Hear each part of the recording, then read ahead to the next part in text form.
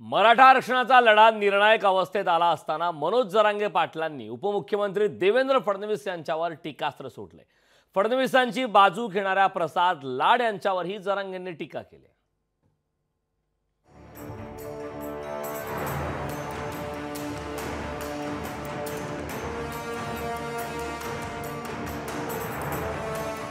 तुम्हाला महाराष्ट्रात अराजकता माजवायची, आता छगन भुजबळांनी तुम्हाला महाराष्ट्र रक्त बंबाळ करायचा आहे आणि खुर्चीवर बसायचं।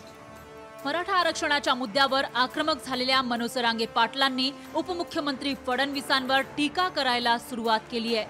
प्रत्येक व्यासपीठावरून जरांगे पाटील फडणवीस आणि भुजबळांवर जाहीर टीका करायची एकही संधी सोडत नाहीत। मराठा विरुद्ध सर्व जाती समाज असा संघर्ष भुजबळ आणि फडणवीसांना निर्माण करायचा आहे, असा आरोप मनोज जरांगे पाटलांनी केलाय। महाराष्ट्रात फडणवीसांना अराजकता माजवायची असल्याचा आरोपही त्यांनी केला। हे असंच सुरू राहिल्यास भाजपमध्ये एकही मराठा शिल्लक राहणार नाही, असा टोलाही जरांगेंनी लगावला। फडणवीस साहेब, तुम्हाला कितीही प्रयत्न करा, तुम्ही चुकीचंच पाऊल टाकताय हे मान्यच करा। तुम्ही चुकीचंच पाऊल टाकताय। भाजपात एकही सामान्य मराठा राहणार नाही। तुम्ही जर इतका अन्याय मराठ्यावर करायला लागलात, तुम्ही इतका धनगर समाजावर जर अन्याय करायला लागलात, एकही मराठा भाजपमध्ये सामान्य राहणार नाही। जरांगे पाटलांच्या टीकेची धार बाटल्यानं आता भाजपनंही जरांगे पाटलांविरोधात मोहीम उघडली आहे। मनोज जरांगेंना फडणवीस वेशाचा आजार झाल्याचा आरोप भाजपनं केला। मराठा समाजासाठी फडणवीसांनी काय केलं आणि जरांगेंनी काय केलं यासाठी समोरासमोर येऊन चर्चेचं आव्हान भाजपनं दिलंय। आम्ही आपलं आव्हान स्वीकारायला तयार आहोत, पण चर्चेला तुम्ही देखील तयार आहात का, की ज्याच्या छत्रीखाली येऊन तुम्ही फक्त द्वेषच करणार आहात? एकदा दूध का दूध पाणी का पाणी होऊनच जाऊ दे। आपण चर्चेला याच।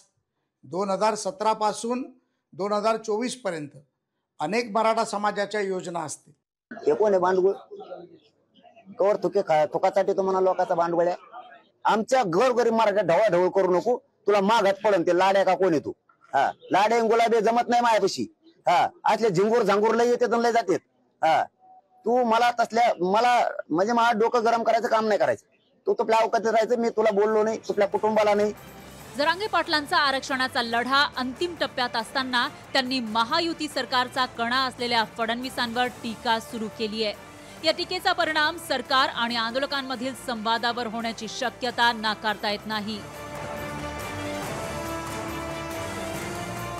चेतन नावरे, लोकशाही मराठी, मुंबई। लोकशाही मराठी ऐका, पहा, जागरूक रहा।